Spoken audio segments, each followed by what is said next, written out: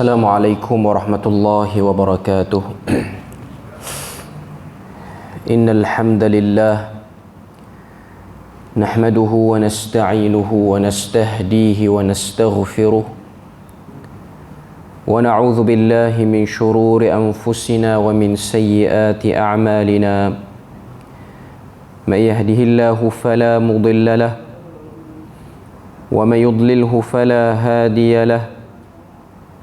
أشهد أن لا إله إلا الله وحده لا شريك له وأشهد أن محمدا عبده ورسوله يا أيها الذين آمنوا اتقوا الله وقولوا قولا سديدا يصلح لكم أعمالكم ويغفر لكم ذنوبكم ومن يطع الله ورسوله فقد فاز فوزا عظيما.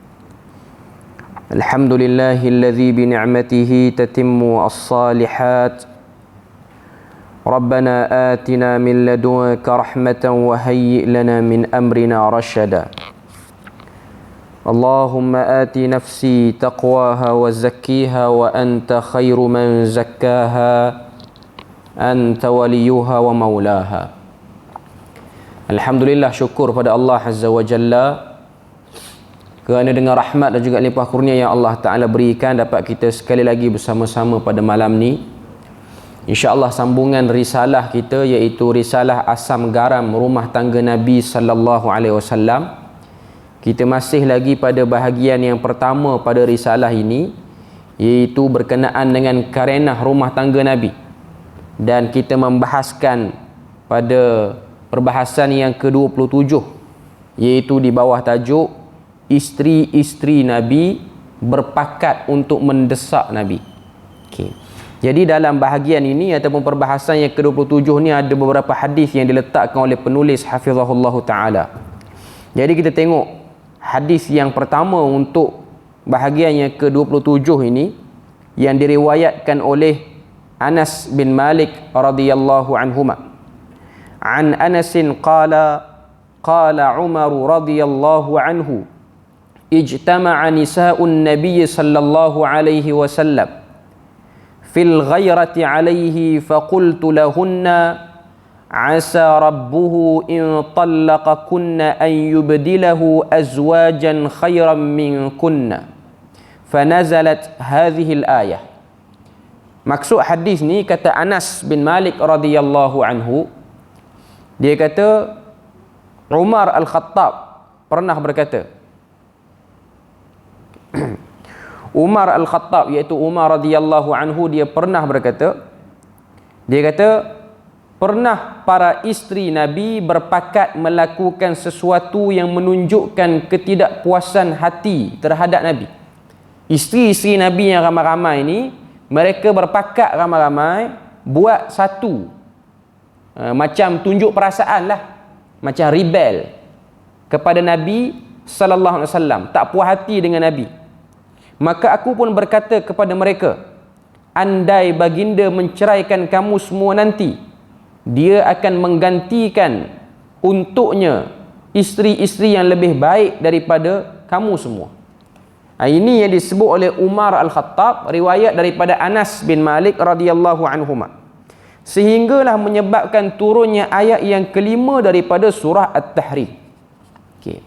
Yang mana ayat tu dah kita dengarkan tadi, iaitu Allah Ta'ala sebut asa rabbuhu in talaqakunna an yubdilahu azwajan khairan minkunna. Boleh jadi ataupun moga-moga Tuhan kamu menjadikan kamu semua diceraikan. Kamu situ merujuk kepada isteri-isteri Nabi, dan menggantikan dengan isteri yang lebih baik. Okay. Jadi itu hadis yang pertama untuk perbahasan yang ke-27 ni. Kita boleh tengok karenah rumah tangga Nabi yang mana Nabi sendiri telah mengatakan diri dia itu ialah ana khairukum li ahli, aku sebaik-baik orang yang hubungannya dengan isteri-isteriku. Okay. Walaupun Nabi itu seorang yang baik, bukanlah bermakna dalam pengurusan itu Nabi tidak dikritik langsung ataupun Nabi tidak pernah datangi perasaan tak puas hati oleh isteri-isteri. Okay. Jadi kita tengok dalam hadis ni, Nabi seorang yang sangat adil, Nabi satu orang manusia yang paling baik. Ada keadaan dalam rumah tangga Nabi ni, isteri-isteri dia tak puas hati. Bukan seorang, sehingga dalam hadis ini disebut ijtama'a nisa'un Nabi. Berhimpun, berkumpul. Maknanya hampir semua. Ini hadis yang diriwayatkan oleh Al-Imam Al-Bukhari. Okay. Kemudian hadis yang kedua, Anas menceritakan bahawa Umar berkata, aku telah menepati kehendak Tuhanku dalam 3 perkara. Atau katanya, Tuhanku bersetuju denganku dalam 3 perkara. Ini Umar sebut kepada Anas. Umar nak beritahu, dalam fasa ataupun keadaan aku lepas masuk Islam ni, sebab Umar ni satu orang sahabat Nabi yang firasat dia tu kuat dan tepat. Jadi ada beberapa keadaan peristiwa ni, peristiwa-peristiwa itu Allah Ta'ala menyebelahi pandangan Umar Al-Khattab. Okay. Jadi dia kata kepada Anas bin Malik, dia kata, aku telah menepati kehendak Tuhanku dalam 3 perkara. Ataupun sebahagian riwayat disebut, Tuhanku bersetuju denganku dalam 3 perkara. Okay. Yang pertama, kata Umar Al-Khattab, aku pernah berkata, wahai Rasulullah, kalaulah Tuhan boleh jadikan makam Ibrahim itu sebagai tempat salat. Kalaulah Tuhan boleh jadikan makam Ibrahim itu tempat salat. Makam Ibrahim yang duduk dekat dengan Kaabah hari ni, yang diletakkan satu kubah kecil. Kalau kita perasan, orang-orang yang pernah pergi buat umrah ataupun pergi buat haji, dekat kawasan Sahnul Mataf, tempat kita tawaf itu, dia ada satu tempat nama dia Makam Ibrahim. Kalau kita jenguk dalam kubah tu, kita akan nampak satu batu yang ada kesan macam tapak kaki dalam tu. Okay. Itu ialah batu tapak kaki Nabi Ibrahim ketika mana buat Kaabah itu, membina Kaabah itu. Okay. Jadi Umar dia pernah beri cadangan, wahai Rasulullah, andai kata kawasan makam ini dijadikan tempat salat, sebab sebelum tu kawasan makam ni tak dijadikan tempat salat, maknanya sampai situ saf tidak ada. Saf tidak ada. Okay.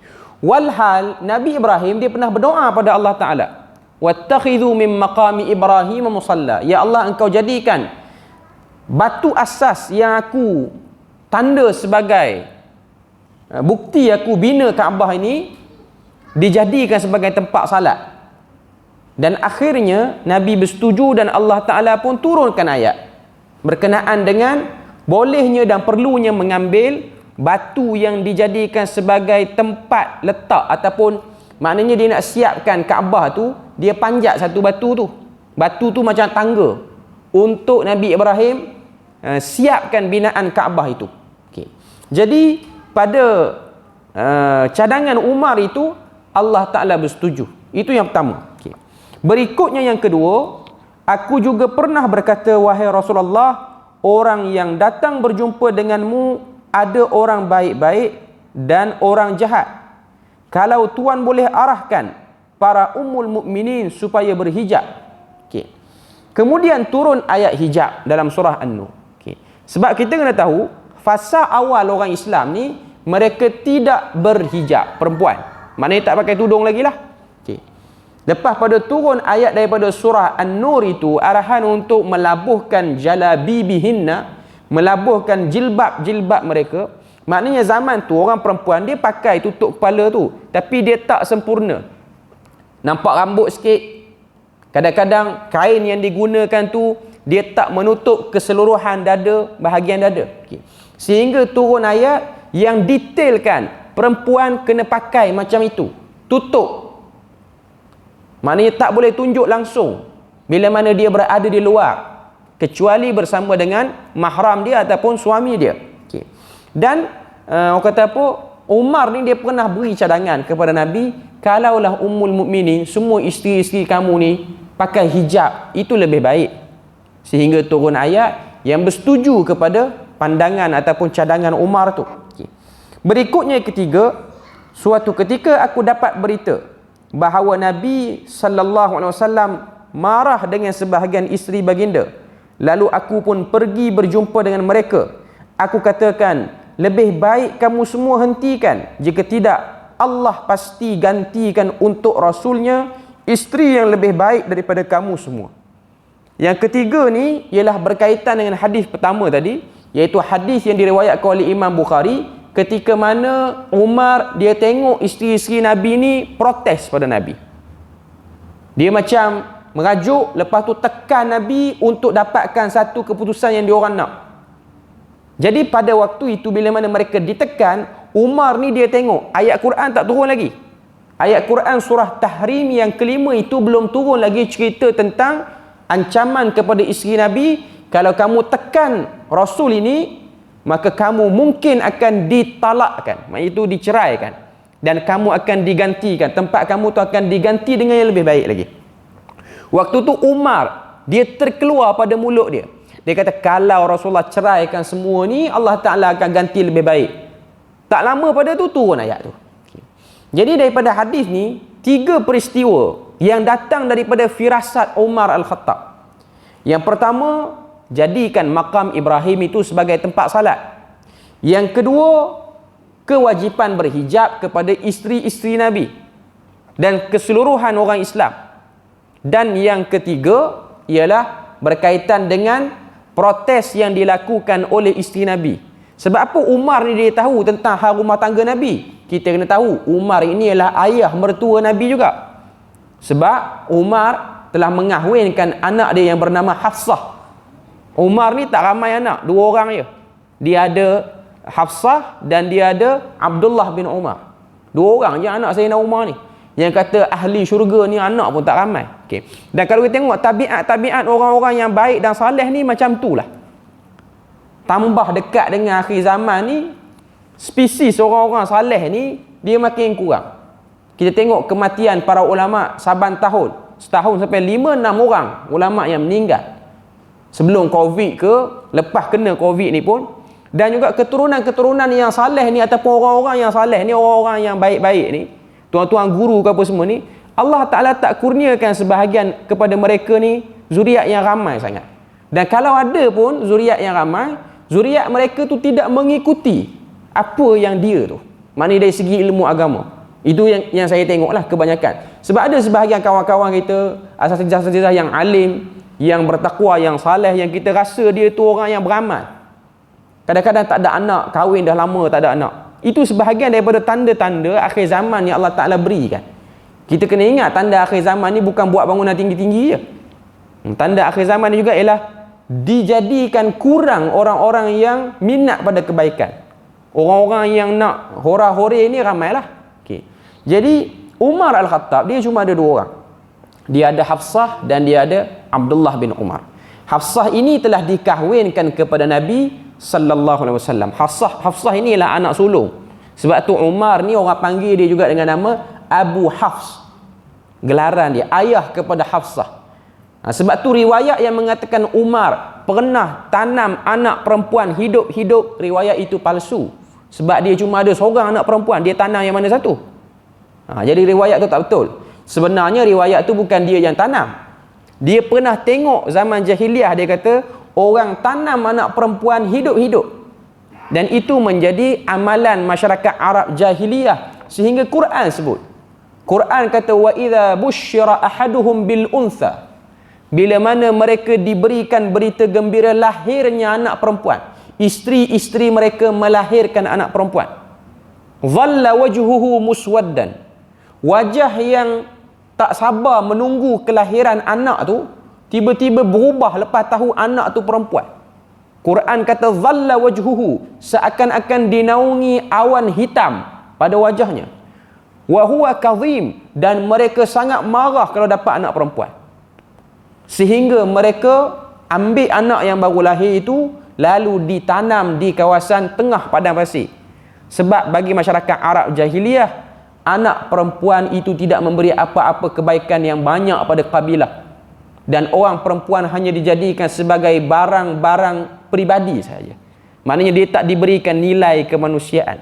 Dan Allah Ta'ala telah menguji Nabi sendiri. Nabi ni ialah orang yang ramai anak perempuan banding anak lelaki. Dan benda tu menjadi bahan ejekan jugalah kepada musyrikin Mekah yang lawan dakwah Nabi ni. Sebab tu Nabi sallallahu alaihi wasallam bila mana dia sampaikan ajaran Islam ini, Dia tidak membeza-bezakan jantina lelaki dan perempuan kalau dapat anak. Tak kisahlah lelaki ke perempuan, sebab masyarakat Arab dia orang membesarkan anak lelaki lebih pada anak perempuan. Walaupun sekarang ni dia orang dah lama Islam, benda tu masih lagi ada lah bagi sebahagian masyarakat Arab. Sebab tu ada hadis-hadis Nabi yang diriwayatkan oleh Imam Bukhari dalam Al-Adabul Mufrad, cerita tentang kemuliaan orang yang ada anak perempuan dan dia jaga elok anak perempuan. Bahkan menjaga, menanggung anak perempuan dengan baik, itu menjadi sebab dimudahkan satu orang tu masuk syurga. Bahkan Nabi beri pujian kepada setengah-setengah orang, ayah terutamanya, bila mana anak perempuan dia tu dah kahwin, diceraikan ataupun mati suaminya, panggil balik duduk rumah dia. Itu ada kelebihan. Panggil balik anak perempuan yang dah kematian suami. Anak perempuan kita lah yang dah kematian suami. Maknanya kita pun dah tua pada waktu tu kalau anak kita dah kahwin. Okey. Ataupun dia diceraikan, maka dia balik semula. Kita yang tawarkan, mari duduk rumah ayah balik. Okey. Itu ialah yang disebut oleh Nabi kelebihannya. Melainkan anak tu pilih nak duduk rumah peninggalan suami dia, ataupun dia dapat bahagian daripada harta ke dia nak duduk. Cuma nak kata Nabi ni anjurkan bagi orang yang ada anak perempuan untuk sentiasa menghubungkan hubungan baik. Bila mana dia hilang tempat bergantung, maknanya tak ada suami, dengan sebab mati ataupun cerai, maka diletak ataupun diurus balik oleh ayah itu. Diurus balik oleh ayah itu. Kebanyakan sebahagian kita ni dia tak fokus sangat pada bahagian ni. Dia fokus pada jaga anak perempuan sebelum kahwin. Kalau anak perempuan tu dah kahwin dan akhirnya dia diuji dengan kematian suami ataupun penceraian, sebenarnya dia patah balik tanggungjawab tu kepada ayah dia balik. Okay. Maknanya bukanlah dia kena tanggung makan minum macam sebelum dia kahwin. Keselamatan dia itu balik kepada ayah dia lah. Ataupun kalau dia tak ada ayah, dia patah balik kepada adik-beradik lelaki, sama ada yang atas ataupun yang bawah. Jadi ini orang lelaki dia kena tahu bab ni. Okay. Sekiranya dia ada adik-beradik perempuan, dia bukan ayah, dia ada adik-beradik perempuan yang kematian suami ataupun bercerai. Okay. Anak menakan dia tu perlu diberi perhatian oleh dia. Okay. Dan kebajikan kakak dia ataupun adik perempuan dia tertakluk pada dia sekiranya ayah dia tidak ada. Okay. Jadi itu benda yang dia kena tahu. Maknanya Islam ni dia angkat orang perempuan pada tempat yang selayaknya. Ini benda yang kita boleh tengok. Dia bertentangan dengan masyarakat Arab jahiliah yang meletakkan perempuan ni tak ada nilai langsung. Okay. Jadi kita tengok apa yang disebut sini dalam hadis terusnya. Sehinggalah aku berjumpa salah seorang isteri baginda. Beliau berkata, wahai Umar, Rasulullah tidak pun menasihati isterinya. Jadi mengapa engkau sibuk menasihati kami? Okay. Jadi pada waktu Umar dia tengok isteri-isteri Nabi ni protes tak puas hati dengan Nabi, Nabi diam. Nabi tak lawan protes tu. Nabi tak kata pun macam yang Umar kata, kalaulah aku ceraikan semua kamu ni, aku akan dapat yang lebih elok daripada ni. Nabi tak kata. Cuma Umar dia terlintah, dia pesan pada isteri-isteri Nabi ni, kalau Rasulullah cerai kamu, Tuhan akan ganti dengan lebih baik lagi. Sehinggalah Allah Ta'ala turunkan ayat bersetuju dengan apa yang Umar sebut, iaitu ayat kelima surah At-Tahrim. Boleh jadi baginda menceraikan kamu, Tuhannya akan menggantikan untuknya isteri-isteri yang lebih baik daripada kamu. Okay. Apa yang kita dapat lihat daripada hadis ni? Pertama, rumah tangga Nabi ada juga keadaan-keadaan yang tak seronok lah kita tengok dalam hadis ni. Maknanya Nabi satu orang yang adil, yang dekat dengan Tuhan. Tuan-tuan boleh bayang, satu orang Nabi ni dia punya connection, hubungan dengan Tuhan luar biasa. Bahkan Nabi Muhammad ialah Sayyidul Anbiya, ketua kepada Nabi-Nabi dan Rasul. Bahkan Nabi Muhammad ini pernah menghadap Allah Ta'ala di Sidratil Muntaha. Bukan orang lelaki yang biasa, bukan manusia biasa. Okay. Tapi yang kata perempuan, dan bila mana dia jadi isteri, dia ialah satu makhluk Tuhan yang Tuhan jadikan. Kadang-kadang dia ada sikap, dia rebel sikit. Maknanya dia ni orang kata apa, ada benda tak puas hati, dia macam nak merajuk sikit. Merajuk tu atas alasan yang benar ataupun saja-saja datang pada emosi dia. Okay. Dan Nabi, di pihak Nabi sendiri, Nabi tidak pun menolak dengan keras ataupun Nabi tak lawan protes tu. Sehinggalah Allah datangkan Umar. Okay. Cuma isteri Nabi ni dia tak suka dengan perbuatan Umar ni. Dia tak suka dengan perbuatan Umar. Bila mana Umar kata, kalau baginda cerai kamu semua, Allah Ta'ala akan ganti. Sehinggalah isteri-isteri Nabi tu dengar daripada Nabi, ayat Quran turun mengiyakan kata-kata Umar itu. Jadi hadis ni yang pertama, larangan kepada isteri-isteri Nabi untuk tidak over sangat merajuk dengan Nabi itu. Bukan larangan merajuk secara terus. Sebab itu ialah sifat orang perempuan, tak dapat dinafikan. Bila mana dia ada benda yang dia rasa tak kena, walaupun kita rasa okey, tak ada apa-apa, maka dia tiba-tiba yang meragam. Itu benda biasa. Sebab isteri-isteri Nabi ni lagi hebat daripada perempuan-perempuan yang ada zaman sekarang. Sebab mereka semua ni ahli syurga. Dan mereka semua yang berpangkat ahli syurga ni pun, ada waktu dia nak meragam, dia meragam. Sebab apa? Dia perempuan. Itu saja poin dia. Dia seorang perempuan. Sebab Nabi pernah sebut dalam hadis, ma ra'aitu, tidak aku lihat manusia yang separuh akalnya melainkan perempuan. Maksud hadis Nabi separuh akal apa dia? Maknanya dia tidak boleh bertindak dengan waras bila mana dia menghadapi masalah. Bukan dengan waras maksudnya dia gila, bukan.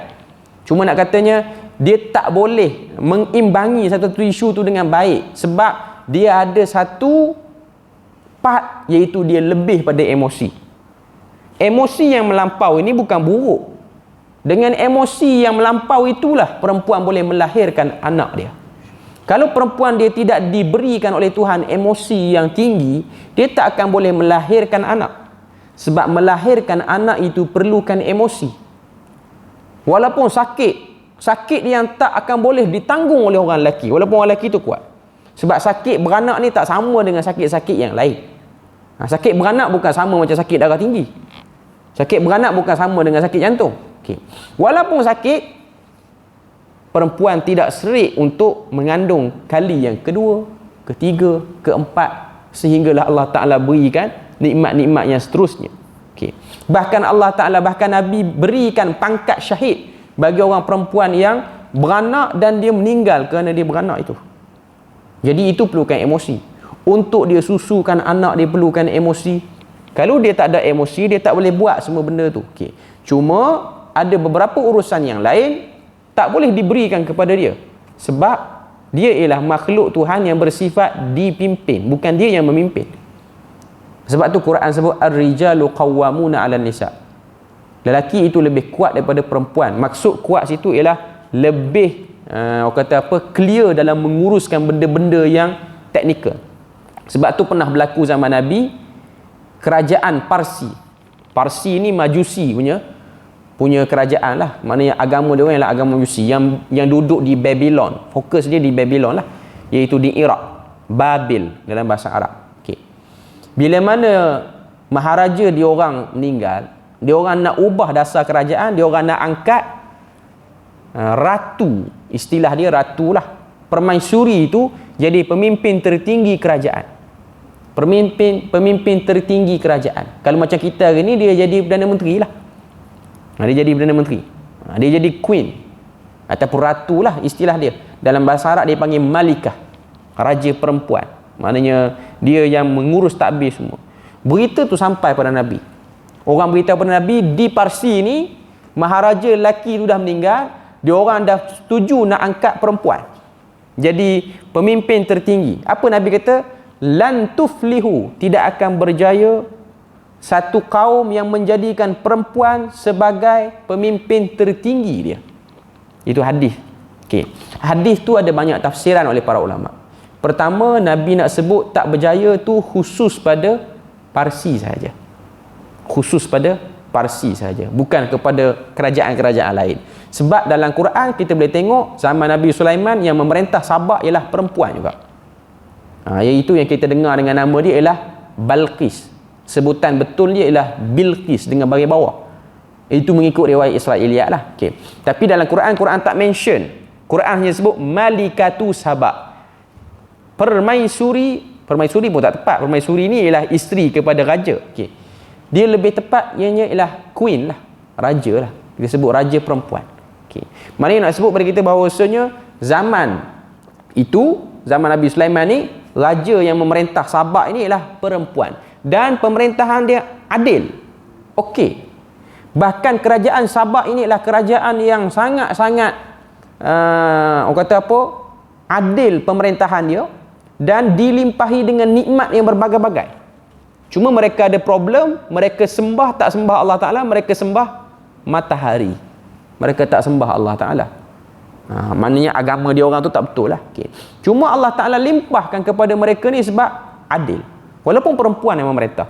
Sehingga Allah Ta'ala berikan kesuburan kepada tanah Sabah itu. Sabah ni dikatakan sebuah tempat yang berada di antara Yaman dan Oman hari ini. Ada orang mengatakan Sabah ni ialah Salalah. Salalah hari ini satu negeri dalam Oman. Kalau tuan-tuan boleh tengok YouTube National Geography ke apa, dokumentari apa, kita tengok Salalah ni ialah sebuah tempat yang cantik yang kalau kita tengok kita tak percaya tempat tu berada di kawasan padang pasir. Sebab negeri Salalah ni dia ada iklim buah-buahan, iklim tropika pun hidup situ. Dia ada padang pasir, dia ada sungai, dia ada pantai, dia ada hutan. Macam kita Malaysia ni hutan je, padang pasir kita tak ada. Setengah negara Arab padang pasir saja, hutan tak ada. Okey. Tapi di Salalah ni dia ada padang pasir, dia ada sungai juga, sungai cantik macam tempat kita. Orang boleh mandi-manda. Okey. Dan ada pantai dan dia ada hutan-hutan. Kawasan-kawasan hutan dan kawasan-kawasan pergunungan. Cantiklah tempat dia, sangat cantik. Salalah. Hari ini negara dia duduk dalam Oman lah, dalam negara Oman. Sekarang ni orang yang nak pergi ke Yaman dia tak boleh direct daripada KLIA nak direct ke Sana'a, tak boleh sebab airport dia orang tak stabil. Airport dia orang tu tak selamat sebab kalau kita tengok politik negara Yaman ni dia bergolak lah sikit. Okay. Dia orang menembak di lapangan terbang, jadi itu kata apa, bahayalah benda tu. Okay. Jadi kebanyakan orang yang nak pergi ke Yaman dia orang akan transit di Salalah, dia orang akan naik kenderaan darat direct masuk ke Yaman. Sebab itu saja salah satu cara lah. Mereka ada jalan-jalan lain lagi lah. Cuma nak katanya Salalah ini adalah satu tempat yang cantik. Maknanya kalau ada duit kita bolehlah pergi tengok. Dia tempat yang menarik. Tempat dia natural yang terjaga. Okay. Dikatakan situlah kerajaan Sabah yang diperintah oleh Balqis duduk situ. Adil, cantik. Dan pada zaman Nabi Sulaiman dia lebih subur berbanding sekarang. Dikatakan suburnya orang kata apa, Sabah ini orang kata apa, biji padi tu dia punya saiz sebesar buah tamar. Kita ni tanah padi kan, padi kita besar mana? Tak sampailah besar buah kurma tu. Kalau berlaku tu ajaib lah. Okay. Maknanya kalau letak dalam pinggan nasi yang dah jadi nasi tu, dia punya biji nasi tu yang basmati pun kita rasa panjang lah. Okay. Yang ni dia punya saiz sebesar buah tamar, bukan biji tamar tu, buah tamar itu. Okay. Maknanya 3 biji itu dah kenyang dah makan nasi tu kot. Okay. Nak kata diberkati dengan sebab adil. Itu zaman dulu lah. Okay. Zaman sekarang tak berlaku lah. Zaman sekarang basmati lah ada kawasan tu. Tu pun orang kata apa, beras yang elok lah tu, beras yang kurang kanjinya apa-apa semua. Cuma nak kata itu tempat yang dirahmati Allah. Cuma saya nak sebut tentang hadis yang Nabi kata tak berjaya kaum yang menjadikan pemimpin tertinggi dia perempuan. Para ulama khilaf, adakah itu larangan orang perempuan memegang tampuk pemerintahan yang tertinggi ataupun urusan-urusan tertinggi dalam kerajaan? Masih lagi khilaf di kalangan para ulama. Okay. Boleh ataupun tidak mengangkat pemimpin daripada kalangan perempuan? Boleh ataupun tidak. Okay.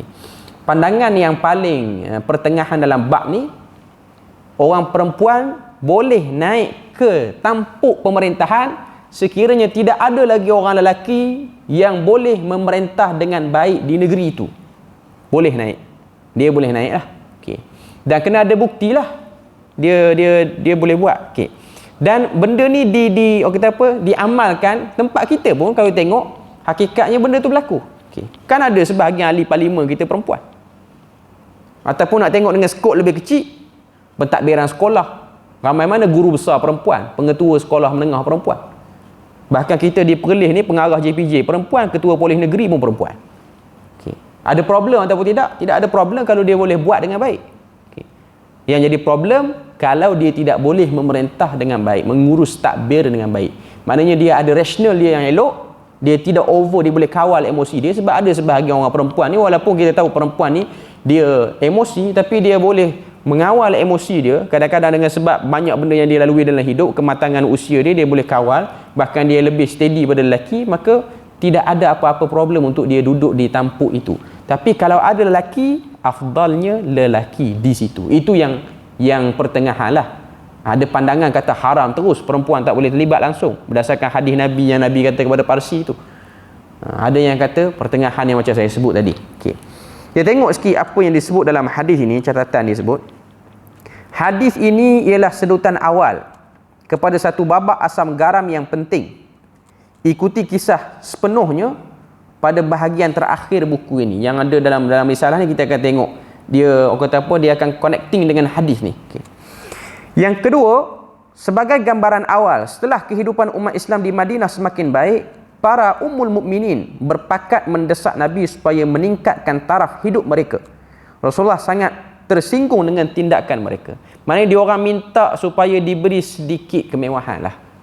Sedikit kemewahan, maknanya ada benda yang berjenis sikit lah. Dia orang nak hias barang dalam rumah ke, dari segi pendapatan harian dia orang ke, wallahu alam. Okay. Kita terus kepada bahagian yang ke-28. Okay. Bahagian yang ke-28 di bawah tajuk Aisyah enggan mematuhi hasrat Nabi. Okay. Kita tengok hadis ni. Hadis ni diriwayatkan oleh Al-Imam Al-Bukhari juga dalam kitab di Sahih Bukhari. Okay. Abu Burdah an Abi Musa qala مرض النبي صلى الله عليه وسلم فاشتد مرضه فقال مروا أبا بكر فليصلي بالناس قالت عائشة إنه رجل رقيق إذا قام مقامك لم يستطع أن يصلي بالناس قال مروا أبا بكر فليصلي بالناس فعادت فقال مري أبا بكر فليصلي بالناس فإن كنا صواحب يوسف فأتاه الرسول فصلى بالناس في حياة النبي صلى الله عليه وسلم. Maksud hadis ni, Abu Burdah menceritakan daripada Abu Musa Al-Ash'ari radhiyallahu anhu bahawa ketika sakit Nabi semakin tenat, sakit yang menyebabkan Nabi ni wafat, Nabi pun telah memberi arahan. Apa arahan tu? Suruhlah Abu Bakar mengimami salat bersama orang ramai. Nabi tak larat nak jadi imam. Aisyah radhiyallahu anha berkata, tetapi dia seorang yang lembut. Dia kata pada ayah dia ni, Abu Bakar ni ayah pada Aisyah lah, ayah kandung. Okay. Rajulun raqiq, dia ni satu orang yang sangat lembut, dengan makna dengar ayat Quran tertentu dia akan mudah menangis. Jika dia menggantikan tempat kamu sebagai imam, pasti dia tak akan mampu untuk menjadi imam, sebab dia satu orang yang sangat mudah menangis. Maknanya kalau dia baca Fatihah tu pun tak kena gaya, menangislah dia. Okay. Menangis dia menyebabkan solat pun jadi panjanglah sikit. Okay. Nasib baik jemaah tu sahabat Nabi. Kalau jemaah tu kita dah kena pelangkung dah, Abu Bakar tu semayang lama sangat. Okay. Cuma nak katanya ialah dia satu orang yang sangat lembut jiwa dia. Dia tak boleh jadi imam. Maknanya bacaan dia tu akan terganggu dengan sedu, sedan, nangis tu. Okay.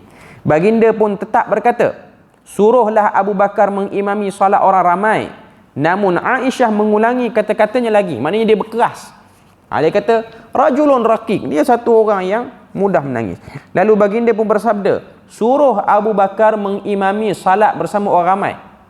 Nabi tetap nak suruh Abu Bakar. Sungguh kamu semua para ummul mukminin tidak ubah seperti perempuan-perempuan Yusuf.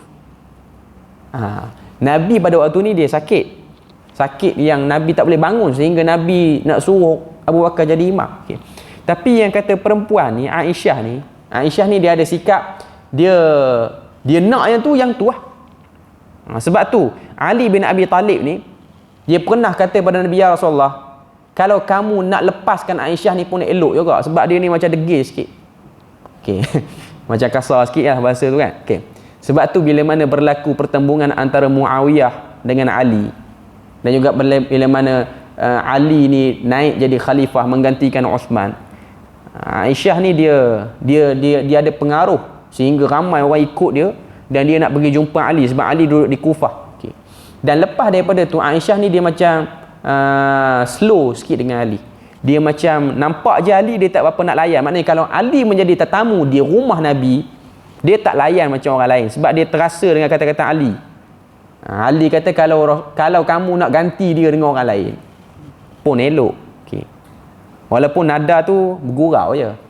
Tapi yang kata perempuan tu dia terasa. Nabi tak akan ganti Aisyah. Sebab ada riwayat menunjukkan Aisyah ni ialah perempuan yang diwahyukan oleh Allah Ta'ala untuk Nabi kahwin. Sebab sebelum Nabi kahwin dengan Aisyah ni, beberapa kali Nabi mimpi Jibril datang tunjukkan muka tu muka Aisyah radhiyallahu anha. Okay. Dan waktu Nabi sakit ni, dia duduk berkerah lagi. Dia kata tak boleh Abu Bakar naik jadi imam, cari orang lain lah. Sebelum ni pun Nabi suruh orang lain juga ganti jadi imam. Antaranya lah Ubay bin Ka'ab. Bacaan Quran dia pun elok. Kan waktu Nabi pergi perang, tak ada orang nak di imam di Madinah, Nabi akan sab kepada Ubay bin Ka'ab, salah seorang sahabat Nabi yang kata apa, yang merdu suaranya. Dan Nabi kata kalau kamu nak dengar suara Jibril, macam mana Jibril bagi wahyu pada aku, dengar Ubay bin Ka'ab. Exactly sama. Dan ramai lagi lah sahabat-sahabat Nabi yang suara elok ni. Antaranya lah Abu Musa Asy'ari, sehingga Nabi kata syawwiqna, jadikanlah kami ni kata apa, rindu kepada Tuhan, ataupun kata apa, dendangkan hati kami ni sedap dengar ayat-ayat Quran itu. Abu Musa Al-Asy'ari. Okay. Selepas itu Rasulullah menemui Abu Bakar. Beliaulah yang memimpin salat bersama orang ramai pada hayat Nabi. Dalam riwayat yang lain, Aisyah berkata, Abu Bakar seorang yang lembut. Jika dia membaca Al-Quran, dia mesti tidak tahan menangis. Okay. Saya nak kata sini apa dia? Pertama, Abu Bakar tu ayah dia, ayah kandung dia. Okay. Aisyah radhiyallahu anha, dia tidaklah memenangkan ayah dia dalam bab ni. Sebab dia tahu dia ada fake. Sebab tu Aisyah ni 2/3 fake ni balik kepada Aisyah. Dalam hukum hakam ni, fake ni 2/3 yang ada dalam agama kita ni sumber ialah daripada Aisyah radhiyallahu anha. Aisyah ni dia tahu orang yang nak jadi imam ialah orang yang bacaan Quran dia elok, hafalan Quran paling banyak, dan dia orang yang bersuara lantang dan tidak ada gangguan apa-apa waktu dia jadi imam tu. Macam Ubay bin Ka'ab, dia menepati syarat itu. Okay. Dan ayah dia ni baca Quran sikit menangis, baca Quran sikit menangis. Kalau dia jadi imam susah orang. Hari pertama mungkin okey. Kalau sebulan duk buat perangai macam tu, maka ada jemaah yang meluat. Okey, tuan-tuan kena tahu, sahabat Nabi ni ada yang komplain sahabat-sahabat lain jadi imam. Antaranya ialah kalau saya tak silap, Huzaifah bin Yaman. Dia pernah jadi imam, dia baca panjang salat Isyak. Orang mengadu. Orang yang mengadu tu sahabat Nabi lah, yang jumpa Nabi, bukan orang kampung biasa, sahabat Nabi. Dia kata, kamu baca Quran panjang sangat. Huzaifah kata, aku tak dengar pada Nabi, melainkan Nabi kata orang yang dengar Quran lama sangat dia lenguh, melainkan dia orang munafik. Dia bagi pun padu juga, dia balas kat kawan tu. Okay. Nabi panggil Huzaifah. Kalau saya tak silap, Huzaifah ataupun Muaz. Rasanya Muaz bin Jabal. Dua orang tu lah, boleh cek balik. Muaz bin Jabal mungkin. Okay. Bila mana dipanggil, Nabi pun tanya kepada sahabat ni, sama ada Muaz ataupun Huzaifah, boleh cek balik lah antara dua orang tu. Okay. Nabi kata, aina anta? Di mana kamu dengan sabbihisma rabbikal a'la? Dengan surah Al-A'la. Baca surah-surah yang biasa je. Nabi suruh kalau jadi imam salat fardu, tengok keadaan jemaah, tengok suasana masyarakat. Kalau kita jadi imam di masjid yang menjadi persinggahan orang-orang musafir, tak perlu baca panjang. Imam tu lah untuk salat fardu. Tapi kalau solat tarawih tak apalah, itu solat sunat. Itu ialah solat pilihan, orang nak ikut tak nak ikut. Solat fardu ni benda wajib. Kalau dia buat panjang, orang jadi terganggu. Terutamanya tempat-tempat yang menjadi stesen kepada pengangkutan awam. Okey. Ataupun masjid-masjid yang dekat dengan airport. Airport Malaysia ni saya tak pastilah. Okey. Dia kalau di negara Arab ni, surau-surau di airport ni dia ada imam rawatib dia juga. Okay, jadi surau-surau airport international yang sibuk ni, imam dia memang akan baca singkat lah. Sebab nak bagi laluan, takut orang terlepas flight ke apa-apa semua. Okay. Jadi itu ialah fake. Nak katanya Aisyah, walaupun Nabi pilih ayah dia. Okay. Aisyah ni tak ada lah dia diam ke ataupun dia kata, eloklah, biarlah dia jadi imam. Dia pun rapat. Dia pun ayah aku. Tak. Aisyah dia faham fik dia. Orang yang nak jadi imam ni kuat menangis sangat pun tak boleh, suara perlahan sangat pun tak boleh. Walaupun itu ayah dia, dia tak bersetuju. Setengah orang, kalau yang dilantik tu ayah dia, elok lah. Dah ayah aku, bagilah dia naik. Apa masalah dia? Anak beranak kita juga. Okey. Tak. Aisyah melihat dari segi fik dan melihat dari segi, orang kata apa yang patut dengan hukum hakam salat. Sebab dia satu orang perempuan yang faqihah. Satu orang perempuan yang faham keperluan hukum tu sendiri. Okey. Hadis yang kedua, kita tengok Ubaidullah menceritakan bahawa Aisyah berkata, sungguh aku telah membantah Rasulullah tentang hal ini. Dengan sebab Nabi tu berkerah nak angkat Abu Bakar, aku telah bantah. Tidak ada yang mendorongku untuk banyak membantah, melainkan kerana aku tidak rasa orang ramai suka terhadap siapa yang menggantikan tempat baginda. Okey. Ini riwayat daripada Bukhari juga dalam kitab Al-Maghazi. Okay. Aisyah kata, aku duk bantah Nabi sakan sangat supaya tak angkat Abu Bakar ni, bukanlah kerana aku tak suka ayah aku. Bukanlah aku tak suka kepada imam itu. Tapi aku melihat akan ada orang yang tak suka kepada imam yang macam ni. Okay. Aisyah ni dia melihat kepada keperluan semasa. Okay. Jadi, kita ni, zaman sekarang ni, bila mana satu orang tu dia jadi imam, ini benda-benda yang dia kena pandai dan dia kena baca. Ini selalu benda yang saya selalu sebut lah. Okay. Macam kita di Perlis ni, kita bekerja pada hari Jumaat. Hari Jumaat ialah hari bekerja. Okay. Jadi bila mana salat subuh, bagi masjid-masjid yang ramai penjawat awam yang belum pencen lagi, yang tak pencen. Okay. Yang pencen ramai tak apa. Macam saya di orang pencen ramai dah. Okay. Yang belum pencen, dia orang ni rush nak pergi kerja. Perlis ni mungkin taklah sangat negeri-negeri yang pack, macam di Penang ke, di KL ke apa semua. Okay.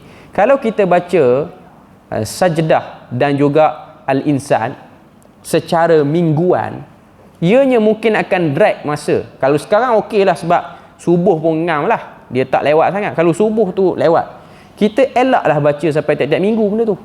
Okay. Baca sebulan sekali cukup lah. Okay. Sebab nak bagi ruang, orang nak sekolah lagi. Sekarang orang cuti tak apa, orang yang kerja. Okay. Dan juga salat Jumaat pun sama juga. Okay. Bila mana jadi imam, tengok kalau Zuhur tu masih lagi belum lewat sangat. Kalau Zuhur tu, kalau kita habis salat Zuhur tu ataupun salat Jumaat tu tak pukul 2 ataupun 2.30, okay, maka kita baca dengan kadar-kadarnya lah. Okay. Supaya orang tak masuk office lambat. Sebab yang masuk office ni pun dia buat akal pandai juga kalau bos tanya. Sebab apa masuk lambat? Sembahyang Jumaat lama. Okay. Sebenarnya itu ialah fake kepada seorang imam. Okay. Sebab tu seorang imam itu bukanlah kebaikannya pada panjang bacaannya, tapi reti melihat jemaahnya. Itu sebenarnya. Itu keperluannya sepatutnya. Sebab Nabi pernah nasihat sahabat tu bila mana dia baca panjang, Nabi kata, aina antum, mana kamu dengan surah-surah yang pendek. Nabi tak panggil jemaah, Nabi panggil imam. Nabi tak kata kat jemaah, sabar je lah, nak syurga kan. Jadi baca panjang sikit, apa masalah dia. Nabi tak kata macam tu. Nabi panggil imam. Sebab manusia, dia hidup, dia berurusan dengan kehidupan seharian dia. Sebab kita ni banyak amanah. Ada orang amanah dia kerja office hour. Jadi institusi agama, khususnya masjid, menjadi tempat untuk mengajar penjawat awam supaya tidak, orang kata apa, ambil mudah pada benda ni.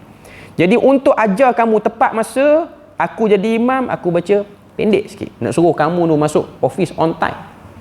Sebab itu juga antara nilai-nilai Islam yang dilihat. Sebab kita kena tahu orang Islam ni bukan hanya tengok pada kuat semayang saja. Islam yang baik ialah semayang dia pun okey, ibadah dia pun okey, dia kerja pun elok. Masuk office on time, buat kerja seperti mana yang disuruh. Bukan hanya salat banyak, salat duha pun buat sampai 12 rakaat tapi kerja tak siap-siap, kerja yang boleh buat sehari jadi seminggu. Itu bukan Islam yang baik, itu bukan Muslim yang baik pun. Okay. Jadi itu ialah benda yang kita tengok Aisyah dia melihat perkara ini. Dia melihat keadaan itu. Dia kata, aku bantah Nabi kerana aku rasa akan ada orang tak suka dengan sikap Abu Bakar yang baca Quran kuat menangis. Okay. Walaupun Abu Bakar tu ayah dia sendiri. Ketika itu aku tidak rasa bahawa siapa yang menggantikan tempat baginda, melainkan orang ramai akan memandang lekeh terhadapnya. Itu yang disebut dalam riwayat Bukhari. Maka aku mahu alihkan tugas Abu Bakar itu kepada orang lain. Supaya Nabi bagilah orang lain jadi imam waktu Nabi sakit ni, bukan Abu Bakar. Sebab keadaan Abu Bakar itu menyebabkan orang tak suka. Abu Bakar tu okey, tapi orang tu tak suka dengan cara dia, terutamanya yang baru masuk Islam, terutamanya Arab-Arab Badui yang kampung ni, yang tak ada adab ni, yang kurang sikit lah adab dia. Okay. Hadis yang ketiga masih lagi berkait dengan bab ni.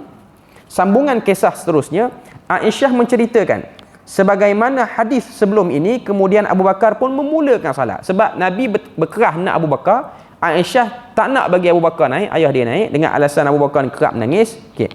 Ketika mana Abu Bakar memulakan salat, Rasulullah merasakan dirinya ringan sekali. Kita beri lalu azan dulu. Itu dia tak perasan Abu Bakar, tak perasan Nabi waktu tu.